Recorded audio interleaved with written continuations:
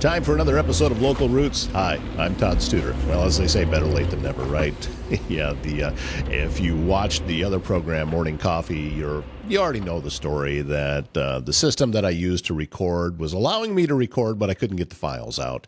And so we had a guest that we did an interview with yesterday, and there was just no way to get that out of there. But I also knew that people a lot smarter than me were going to be out there working on it, so we would be able to get you the program today just a little bit late. And so that's sometimes that's just the way that it works. And it's also kind of the cool thing about the type of platform that I'm using now and going the online route as opposed to the traditional way of distributing media, that the rules are a little bit looser. And also, as I spoke with somebody recently, I'm not subject to the powers of the FCC anymore. They do not have jurisdiction over the internet. I still have to. I have old habits, and these habits have served me well in my career, so I'll probably have them for the rest of my life. And one of them, you probably heard me say it before, is I don't say anything into this microphone here that I wouldn't say directly into my grandmother's ear, because there's a chance I could be doing that. And if it's not my grandmother, it's someone's grandmother. And I want to make sure that I'm treating that with respect. The other thing is I don't do that even if the microphone is not plugged in with this cord right here. I still don't. That's a safety measure. I have known people that have gotten burned and lost their jobs because of a hot mic that they did not know was on, and they let just a little bit of themselves that they shouldn't go out. And multiple people I know that has happened to. So I'm careful where that is concerned, and I don't want to ever abuse what kind of power this microphone has, because I do know that I have a voice that gets out there a little bit farther, and I want to honor that and make sure that everything's going correctly. Well, what do you know? That one is the mic cord is kind of sliding down a little bit. Let's just do a little housekeeping as we're on the show, all right? On today's show, had an opportunity to speak with Angie Remington. Now, who is Angie? Well, she is the executive director with Golden Hills RC&D. I had to look up what RC&D stands for. It's Resource Conservation and Development. And this is an organization that goes back decades. And since then, things have been revamped a little bit in their approach to what it is that they do. But I think what they do is very, very important to our area, and especially when you consider the resources and the topography that we have here locally in the Loess Hills. We need organizations like Golden Hills that are actively working to make sure that everything stays just the way that it is. We're taking care of it. That's the idea. So we're going to learn more about Angie Remington, who she is, why she is enjoying the position that she has now so much, and also about her plans to finally get into Southwest Iowa full time for residence as opposed to just working here. So that is all coming up on today's show.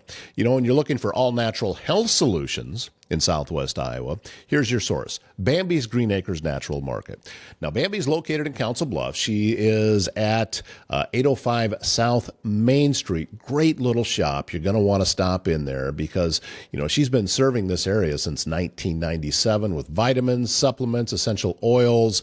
You'll find herbal remedies in there. She's who I use for all of my supplements. And if I have a problem, she's my first stop.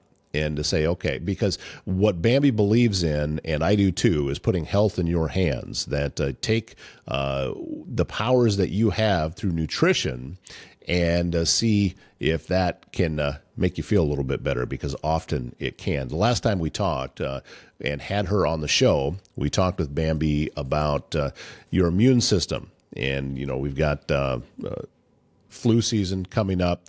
COVID is out there still roaming around. Fortunately, we're not still in the pandemic situation that we were in before, but it does still exist, and it can make you pretty sick, and it's not any fun to be sick. So why not boost your immune system? So go back and watch that show. I think you'll find it very, very useful. Or better yet, stop into Bambi's Green Acres Natural Market. Talk to her yourself and find out how she can help you. When it comes to finding a home for your aging loved one, Jean Bonker can make all the difference as your local senior care advisor with assisted living locators in Western Iowa.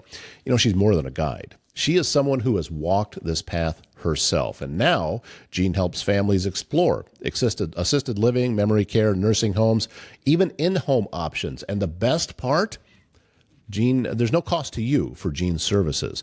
There's personal, compassionate, and tailored services to fit each family's needs. So give Jean a call, 402-690-5467, and let her provide you with the clarity, compassion, and support you deserve in one of life's most important transitions. With us this morning, it is Angie Remington, Executive Director of Golden Hills RC&D. Good morning, Angie. And it's finally great to get a chance to talk to you. We've kind of touched base a few times, but we were able to coordinate schedules. Thanks to technology. Schedules and go through a technological adventure together this afternoon. So I'm really happy to be here. Thanks, Todd. You work for Golden Hills Resource Conservation and Development, which I think is a really, really cool name that I don't know what it means. So let's find out a little bit about what it is that you do. Sure. So I am the executive director at Golden Hills. I have been on the job for about 9 months now, and I will be honest with you, but before I started, I also did not know what an RC&D was or did or what that means. So there's actually a very long history going back to the 1962 Farm Bill, which created these resource conservation and development districts throughout the entire United States. So depending, once in a while, you find someone, an old timer with the government who has worked in conservation, who knows exactly what an RC&D used to be. It was federally funded program of the USDA, excuse me. I think until about 2011 is when it was federally defunded. But the way it has been explained to me, and I'm still learning myself, is that RC&Ds were set up to essentially be the conservation side of rural infrastructure planning entities. So here in Iowa, we have SWPCO, for example, and Golden Hills would have been the conservation arm of all of that rural infrastructure planning. So that's the simplest explanation that I've heard of what an RCD was set up to be. I think because of the history and when the RC&D program was defunded in 2011, a lot of the organizations were pivoted to 501c3s, including Golden Hills. And then after that, they have all kind of gone different directions. So the term RC&D still maintains, but frankly, we're ourselves still trying to figure out what an RC&D means now in 2025. Going back to the source, was it intended for agriculture? Is that what the original thought behind it was, to be able for the conservation side of it? I believe so, because that's still a big part of what we do is this, I call it practical conservation solutions. So here in rural Iowa, that is helping farmers preserve their topsoil and helping communities preserve their water quality. Namely, we have two major watersheds, the East and West Nishnabotna watersheds in our region. And so a lot of the work we do is helping make sure that the infrastructure and the landowners are doing what they need to do to protect their land and preserve the quality of their crops.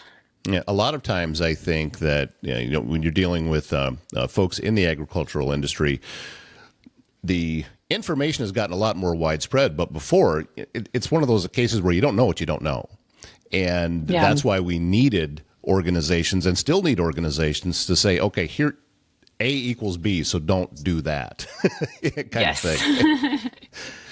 That is very true. There is a lot of, I'm, coming to an organization that has existed for 40 plus years. There is a lot of well, we do that because that's just how we've always done it. And so we know that to be the model that works or the system that works. And not that it hasn't worked, but I personally come in with a sort of, okay, how can we rethink the way that we're approaching what we do? My theory of change coming in as a new leader this year has been to sit back and listen and learn and be open to acknowledging that what has been working is still working, but then also looking for spaces that we can improve efficacy and efficiency and bring us into the modern era with the organization and then with the services and opportunities we're able to provide to our community partners. I'm trying to imagine what it was like because you first stepped into that office and you start to try to grasp everything that's going on. It had to be kind of a tiger by the tail situation that, boy, let's just hang on Yeah, and hope it works out. you have no idea. My very first day, I immediately came into a meeting for our RCPP program, which is a cost sharing program with a statewide NRCS office to help build, structures that help maintain topsoil for farmers. These are all words I didn't know a year ago. So, very first meeting, I'm thrown in with representatives from the state NRCS office. They're saying all these acronyms and words I've never heard before. So very much trial by fire. I'm also a natural curious person like you. So, and I have no problem admitting where I don't know something and asking questions. So I feel like I've been in an advanced astrophysics class every day for the past 9 months, but I thrive on that. I think it's really fun. I can't believe what I now know that I didn't know a year ago. Well, let's talk about some of those things and some of the projects and what Golden Hills is working on right now. I mean, is there anything that's kind of up at the top of the list that also takes up a lot of your time each day? Um, yeah, and I told you before we started, like Golden Hills does a lot of things. So one of my main objectives right now is to figure out how the RC&D model is still relevant to us now in this era. And so I'll tell you that some of the things that I came in not knowing, but that I've been the most excited by is the organizational and project incubation that we do at Golden Hills. So essentially, that just means that when you have a group or an entity that has an idea, it could be related to natural resource conservation. It could be related to land stewardship in the Loess Hills. Could be related to outdoor recreation or tourism, could be local foods, arts and culture. Those are kind of the main program areas that we touch. So if a group has an idea, but they don't know where to start, okay, I want to do this cool thing. I think it would be a great way to bring the community together and help preserve some native prairie in Western Iowa. We're an organization, they can come to us and we are here for that thought partnership. We're here to assist with fundraising. We fiscally sponsor a lot of organizations and groups before they have their 501(c)(3), which means that we can apply for grants on their behalf and help them get funding. And then we also do fund management for some groups, and some we do in perpetuity. For instance, the Naturalist School is an entity that we own the bank account. We do all the fund management for Jack Phillips. He lets us know when he needs a check cut, and we have an agreement for helping support that so that he doesn't have to worry about that side of it. He can just focus on being a master naturalist and extremely knowledgeable in his fields. You brought up the Loess Hills, and Hmm. I talk with different organizations that are all involved, whether it be pot conservation or some of the other different places. And I think that we sometimes just gloss over in our own minds how special of a place we actually live, Right. because Yeah. this topography and the way that the ground is here only exists in one other place on Earth, and that's in China. And Right. what I've heard is that conservation isn't taking place in that area as well as it is here.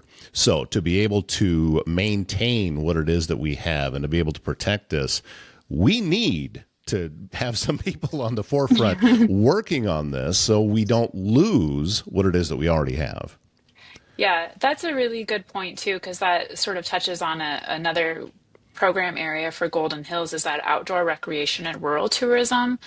I always think of the Loess Hills as the playground of the region. So whether you're coming from the Omaha metro area or you're coming from east of the Loess Hills and the other southwest Iowa counties, the that is a communal gathering spot. It's a playground between the different hiking trails or the biking trails in Pottawatomie County that continue to develop. The scenic byways, that's another program that we help manage and promote.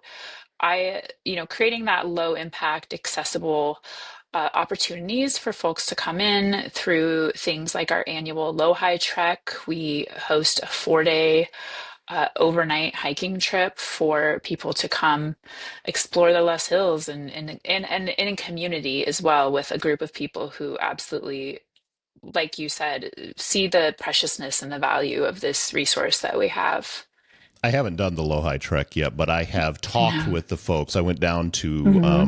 they were at Wabansi, and I went down and did some Hmm. interviews, and you could see how special that event was for those folks. And they were getting towards the end of the Hmm. trip, and they'd all just been fed from being out Yeah, there. they feed And them well on that trip. yeah, and also you'd mentioned native prairie grasses, and Hmm. one of my recently, I was not that familiar with Botany Bend, and going over to Okay. that county Hmm. park, and they have trails through restored prairie grass areas, and it's like stepping into a different world. To Yeah. go into that, it's a wonderful experience. Yeah, there are so many lovely little moments around Southwest Iowa. There's so many little gems. And I am still an Omahan, I have to admit. I have a son who's finishing high school. Um, been daydreaming about moving to Southwest Iowa for a decade and a half. So getting this job opportunity was, that's exactly why it was so exciting, because it's a nice way for me to ease in to the communities instead of coming from the city and being like, I'm going to get an acreage. It's going to be great, and not really knowing what I'm stepping into. I've had the opportunity to learn the communities, meet the people, and see all these wonderful little gems throughout the region.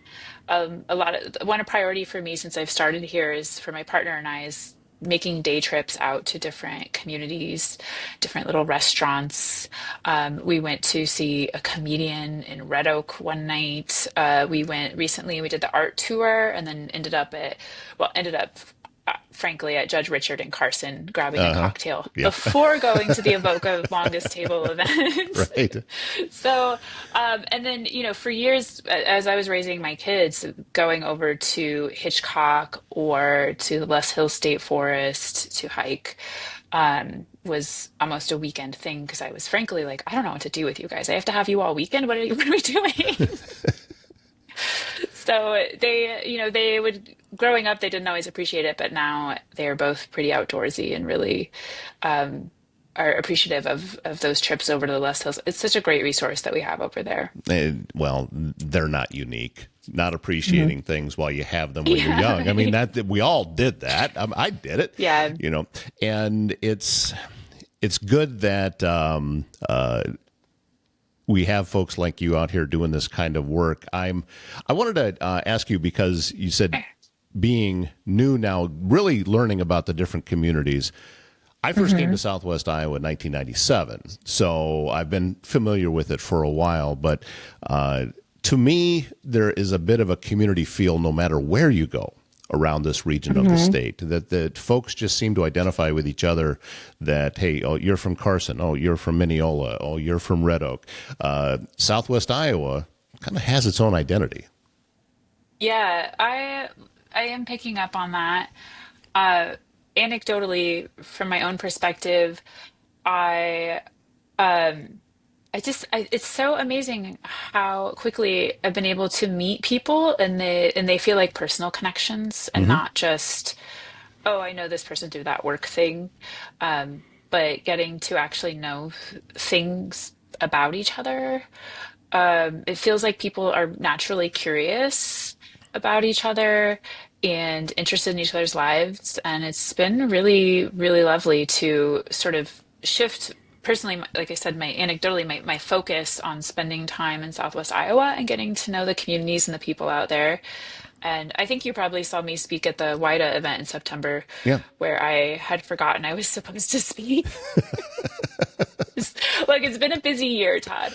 Um, and then I showed up and I was like, wow, but look, I have a room full of friendly faces here. I had a room full of people I already knew. And so I felt like I knew that there was going to be a lot of grace for me admitting that I had forgotten I was supposed to speak and then, going on to do just fine. But because there's so many friendly faces looking back at me already. So you are approaching the end of year one of being Yeah. in this position. As you look back over the time, did it go by fast? Does it seem like it's been a long time? How has this process been for you? Well, it's been wonderful. It's been challenging, and that, like I mentioned earlier, I feel like I'm in an advanced astrophysics class every day. There's just so much new knowledge, but I thrive on that. Um, the team at Golden Hills couldn't be more wonderful. They're so kind and welcoming, and I feel like they've really embraced me as their leader. Same for our board of directors. And I have heard some nightmares about leadership transitions. They can be incredibly difficult, even in the best of circumstances. And so this is beyond what I imagined as far as the cohesiveness and the strength of this team. Um, I also made a lot of personal life transitions this year, like getting a puppy, which what was I thinking? And I moved out of my house after 17 years and I'm moving in with my partner. So uh, I think where there's a lot of, I think if I could go back and do it differently, I would just maybe have not made the decision to make so many big life transitions in the middle of this. Well, it you get it all done, and Hmm. then it all just kind of comes together. I know that anytime that I'm learning something new, I was just telling somebody this the other day. This is how I learn. I don't get it. I don't get it. I don't get it. Oh, I have everything. Yes. It just all of a sudden I feel like I don't know a thing until I know Hmm. everything. And I completely relate to that. I like to really immerse myself, and I feel like my first 6 or so months here, I was immersing myself internally as much as I could to just help improve efficiency and make sure that the team felt really good and supported, getting to know them all. And then I'm at this point now where I'm really excited to sort of shift some of my focus externally and learning the like nuts and bolts of what we do. Like like I want to get out and get my hands dirty, probably literally, because we're working with a lot of farmers and right. producers. So I think about one of the organizations that we fiscally sponsor and work closely with is the Hungry Canyons Alliance. And in August, I went to what I thought was just a regular uh, board or team meeting, or membership meeting, maybe that's the word. And next thing I knew, I was on a tour bus with a bunch of dudes in cowboy boots, getting out off the bus and walking on the gravel to look at culverts on rural streams and rural waterways, and my little like dainty sandals. I was like, I did not choose the right footwear today. Lesson learned. Okay. But I look forward to more opportunities like that. Every time I meet someone new, I tell them, please let me come to your community.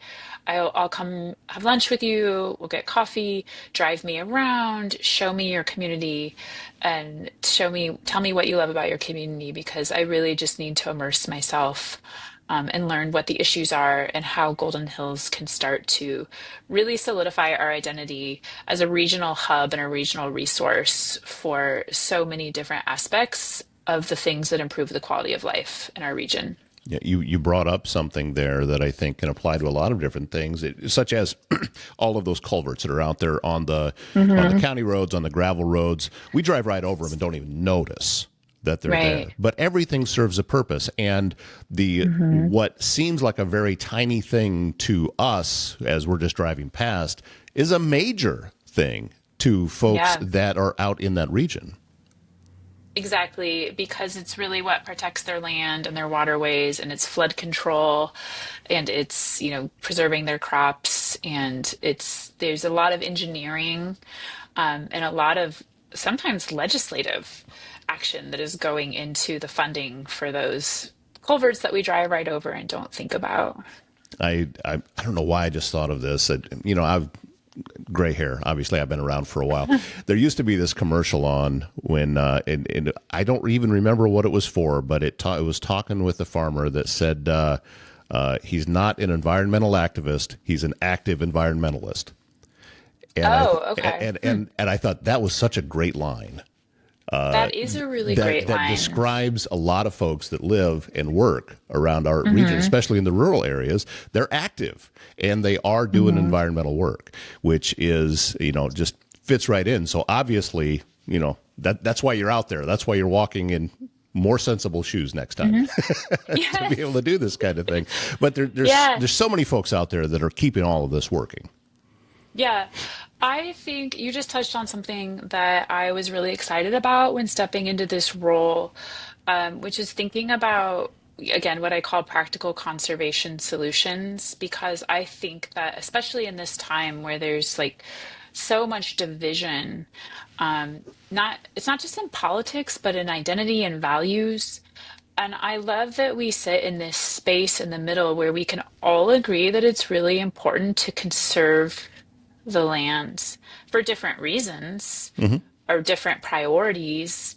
But at the end of the day, I really love being able to operate in the middle of that space where it's like, look, it can't be all one way or all the other. We have to meet somewhere in the middle. We need food. We need our producers to be able to produce food, and for so many reasons, like so many products that we depend on, and for actual food to eat for the grocery stores, etc.